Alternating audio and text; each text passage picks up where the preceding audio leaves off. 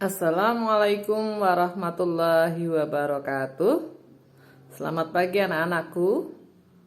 Ya, ketemu lagi dengan fisika. Hari ini kita akan melanjutkan materi yang kemarin, ya. Akan belajar bagaimana hubungan antara gerak translasi dengan gerak rotasi. Ya, sebelumnya kalian ingat dulu materi tentang yang sudah dipelajari kemarin, yaitu tentang momen gaya dan momen inersia. Ya, kemarin di materi kemarin kalian sudah belajar momen inersia dan momen gaya. Nah, sekarang kita pelajari apa hubungannya antara gerak translasi dengan gerak rotasi. Oke, sebelumnya kalian mengenal beberapa besaran pada gerak rotasi, ya. Di antaranya ada jarak, ada kecepatan, ada percepatan dan massa. Ya. Kalau di gerak lurus, yang namanya jarak itu adalah panjang lintasan atau perpindahan atau yang dilambangkan dengan S. Nah, kalau di gerak rotasi itu yang setara dengan jarak itu adalah besarnya sudut atau theta. Ya. Kalau di gerak translasi itu ada kecepatan linier atau V, maka di gerak rotasi ada yang namanya kecepatan sudut atau yang sering kalian lambangkan dengan lambang omega. Ya, ini kecepatan linier, ini adalah kecepatan sudut. Kemudian kalau di gerak translasi di sini ada percepatan, percepatan itu A, ya, maka di gerak rotasi ada yang namanya percepatan sudut atau dilambangkan dengan alfa. Ya. Nah, kalau di gerak translasi itu ada istilah massa. Massa itu adalah tingkat kemalasan suatu benda untuk bergerak. Ya, semakin besar massanya, maka semakin susah bergerak. Nah, kalau di gerak rotasi, itu yang menyebabkan malas bergerak itu adalah apa? Iya, inersia, ya. Ya, yang inersianya semakin besar, maka dia lebih susah untuk bergerak rotasi, ya. Nah, beberapa besaran itu adalah setara antara gerak translasi dengan gerak rotasi, ya. Cuma nanti kalian bisa membedakan satuannya, ya. Kalau di jarak ini satuannya apa? Meter. Ini satuannya, yang ini sudut, satuannya dalam satuan radian. Ya, kalau ini adalah dalam satuan meter per sekon, ini berarti dalam satuan radian per sekon. Kalau ini satuannya adalah meter per sekon kuadrat, ini berarti satuannya radian per sekon kuadrat. Ya. Begitu juga massa. Ketika ini satuannya kilogram, ya, di sini satuannya apa? Masih ingat satuannya apa? Satuannya kilogram meter persegi, ya. Nah, keempat besaran itu setara, ya, sehingga ketika kalian ketemu dengan besaran lain, maka kalian tinggal menyetarakan. Ya, tinggal menyetarakan. Contohnya, ya. Contohnya ketika di situ kalian ketemu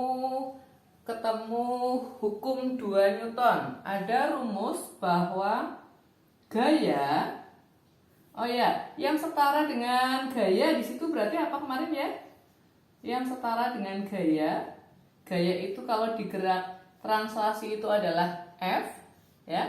Maka kalau di gerak rotasi itu sama dengan, ya, yang menyebabkan benda bergerak itu di gerak rotasi itu adalah momen gaya. Ya, ini besaran yang setara. Berarti nanti ketika kalian menemui rumus, ada hukum 2 Newton bahwa F sama dengan M kali A, berarti kalian bisa menuliskan di gerak rotasi itu persamaannya tinggal mengikuti. Ya, F di sini berubah jadi to, ya. Massa di sini menjadi apa? I, ya. Kemudian percepatan di sini sama dengan alfa. Ya. Kemudian ketika kalian mengenal ada rumus yang lain, contohnya momentum itu adalah massa dikali kecepatan, ya. Berarti di sini ada istilah momentum sudut. Momentum sudut atau saya lambangkan L. Momentum sudut itu berarti perkalian antara di sini massa sama dengan kecepatan kali kecepatan, berarti ini berarti M sama dengan I, ya. Berarti ini inersia dikali V-nya apa? Omega. Ya. Nah, kalau di situ ada rumus lain, ya, yaitu misalkan energi kinetik. Energi kinetik untuk bergerak rotasi itu rumusnya setengah mv kuadrat. Maka rumus di energi kinetik rotasi, ya, ini rotasi itu menjadi sama dengan setengah mv apa? Setengah apa? Salah ya? Setengah I omega kuadrat. Ya, seperti itu. Bisa ya? Ya, kemudian kalau ada rumus pada gerak translasi, kalian ingat GLBB, ya. Di GLBB itu ada 3 rumus. Yang pertama VT sama dengan V0AT, ya. Yang kedua S sama dengan V0T plus setengah AT kuadrat. Yang ketiga VT kuadrat sama dengan V0 kuadrat plus 2AS. Nah, kalau diubah ke gerak rotasi, ya, ke gerak rotasi berarti ini menjadi gerak melingkar berubah beraturan, ya.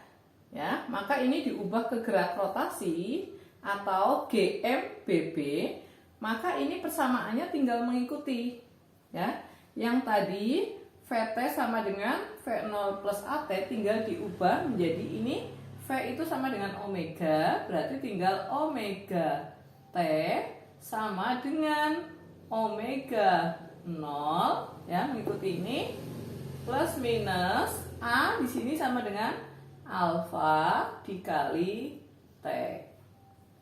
Ya, selanjutnya ketika di sini S, maka di sini menjadi theta sama dengan omega 0 dikali T plus minus setengah alfa dikali T kuadrat. Ya, kemudian di sini ketika ada VT, maka ini menjadi omega T kuadrat, ya, sama dengan omega 0 kuadrat plus minus 2A, ya. A-nya sama dengan apa?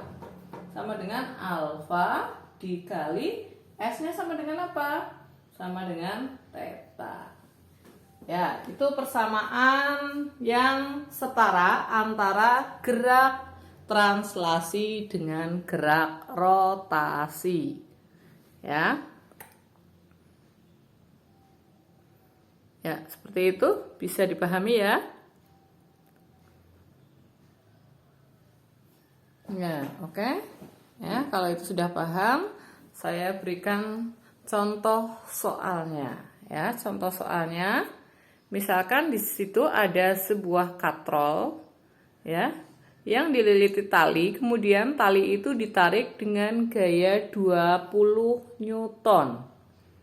Jika katrol itu terdiri dari silinder pejal dengan massa 1 kg dan dengan jari-jari 10 cm, berapakah percepatan sudut dari tali tersebut, ya? Yang ditanyakan adalah berapa alfanya, ya. Ya, sebelum mengerjakan seperti biasa, kalian satuannya jangan lupa selalu diubah ke satuan SI semua. Di sini 1 kg sudah SI, di sini masih ada 10 cm. 10 cm itu diubah ke SI menjadi 0,1 meter. Ya. Nah, sekarang kalian lihat pada gambar tersebut ada yang namanya momen gaya. Apakah di situ ada momen gaya? Kalian ingat momen gaya itu adalah perkalian antara jarak dengan F. Ya, di sini kalian lihat antara jari-jari ya, ini dengan F yang di sini ya.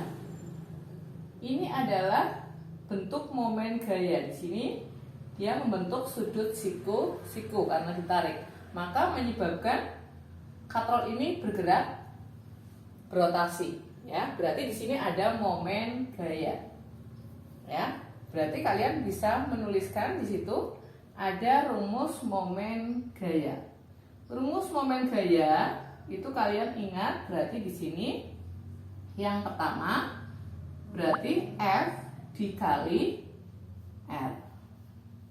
Kemudian di hubungan gerak rotasi dan translasi itu juga tadi didapatkan rumus momen gaya yang kedua, yaitu bahwa T ya, yang berasal dari hukum 2 Newton, yaitu F sama dengan M kali A itu menjadi T sama dengan I dikali alfa.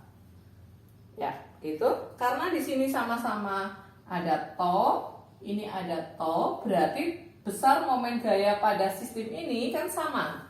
Maka bisa dituliskan persamaan 1 dan persamaan 2 menjadi T pada persamaan 1 sama dengan T pada persamaan 2. Kita tuliskan dari persamaan 1, T-nya sama dengan F dikali R. Kemudian persamaan T2 itu adalah I dikali alfa. Ya. Nah, pada persamaan 2 ini adalah silinder pejal. Silinder pejal kalian buka kembali coba ya. Inersianya itu kan sama dengan setengah M R kuadrat ya. Ini momen inersia pada silinder pejal.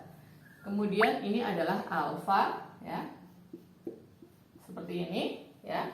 Maka kalian bisa sebelum mengerjakan bisa dicoret yang sama. Di sini ada jari-jari 1, ini juga ada jari-jari 2, berarti ini tinggal 1 ya. Ini tinggal 1. Ya. Berarti kalian tinggal menghitung ya, ini kalikan silang menjadi 2F itu tinggal sama dengan M kali R kali alfa. Tinggal dimasukkan angkanya, F-nya adalah 2 kali 20 Newton. Masanya di sini adalah masanya siapa? Yang punya inersia, yaitu massa katrol itu 1 kg. Jari-jarinya, jari-jari katrol itu adalah 0,1 ya. Kemudian alfanya ini ditanyakan. Ya, sehingga ini adalah 40 dibagi 0,1 dikali alfa. Berarti percepatan sudut yang diperoleh adalah berapa? 40 dibagi berapa? 0,1 ya. Berarti percepatannya cepat sekali, yaitu 400 dalam satuan radian per sekon kuadrat. Besar banget ya, besar banget. Ya, itu contoh soal ya untuk momen gaya ya. Dan ada contoh-contoh soal yang lain, silakan nanti dikerjakan ya. Begitu untuk hari ini, silakan nanti ada latihan soal yang lainnya, silakan kalian kerjakan ya. Semoga bermanfaat. Terima kasih ya. Semangat terus, jaga kesehatan ya, semoga kalian sukses ya. Fisika itu mudah. Saya akhiri, assalamualaikum warahmatullahi wabarakatuh.